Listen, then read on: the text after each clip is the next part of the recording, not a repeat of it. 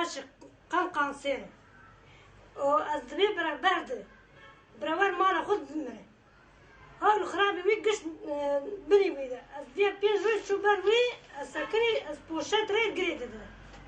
Şama az dibi var berdane az yardım duazet bir berdane. Cumhurbaşkanı beraber bir berdan. Şaman beraber mala khud bimre. Ak duazet beraber mala khud bimre. Hal khrabi vi gish bini vida. از نکنی کسی متنه از نکنی هر هنداوی وره برای شما ور مالا خود بمره. Cumhurbaşkanı yardım duazı. Ben buradan Sayın Başbakanıma bir de Cumhurbaşkanı'na sesleniyorum. Benim babam Mersin cezaevinde kanser hastasıdır. Kendisi şu an Mersin Üniversite Hastanesi'nde tedavi görüyor. Yatalaktır. Yani affedersiniz her gün ben akşamları ben yanımda kalıyorum. Gündüzleri annem yanında kalıyor. Yani bir baba kendi öz evladını tanımıyorsa artık yani devlet bunu ne diye yatağa bağlıyor. Biz Cumhurbaşkanımızdan yani yardım talep ediyoruz yani bunu affetsin. Raporda da belirttiği gibi hayati tehlikesi mevcuttur. Ama herkes buna sessiz kalıyor. Biz Cumhurbaşkanımızdan bunun affedilmesini talep ediyoruz.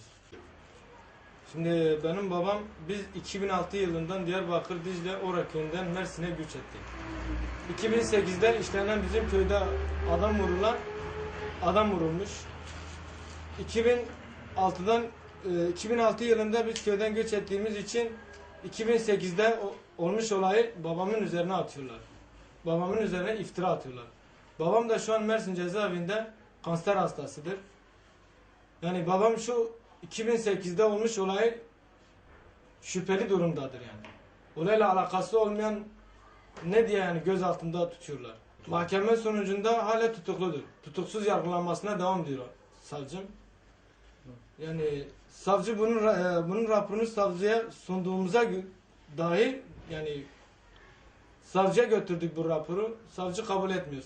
Hakim bey kabul etmiyor. Cumhurbaşkanına, Adalet Bakanlığı'na bunların hepsine çektik ama bir sonuç alamadık. Şu an Mersin Üniversite Hastanesi'nde mahkum olarak yatıyor. Yani yatağa bağlıdır.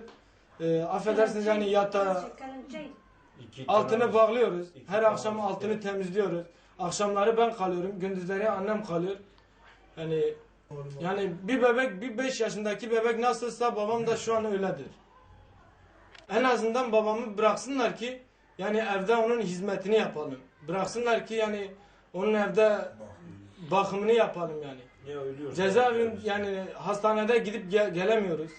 İş yüzünden ben gidemiyorum. Bizim o kadar maddi durumumuz da yok. Yani cezaevinde bakacak kimsesi yok. Orada tuvalet ihtiyacı oluyor, götüren kimse yok. Yani bunu bıraksınlar ki evde biz onun hizmetini yapalım.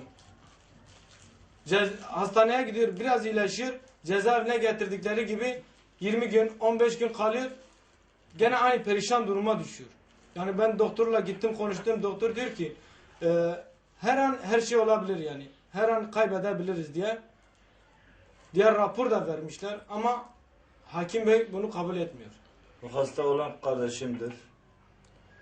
Bu 6-7 ay hastanede yatıyor. Cezaevinde hastadır. Hasta durumu da yani kritiktir. Götüremiyorlar. İyi bakmıyorlar. Bakmadığından dolayısıyla bir hafta cezaevinde kalıyor. Bir hafta hastaneye götürüyor. Hastaneye götürdüğünden iyileşiyor. Yine cezaevine götürüp kimse bakamıyor. Tedavisi yapmıyorlar. Tedavisi de olmayınca durumu kötüleşiyor. Bir kere Cumhurbaşkanı'na sesleniyorum.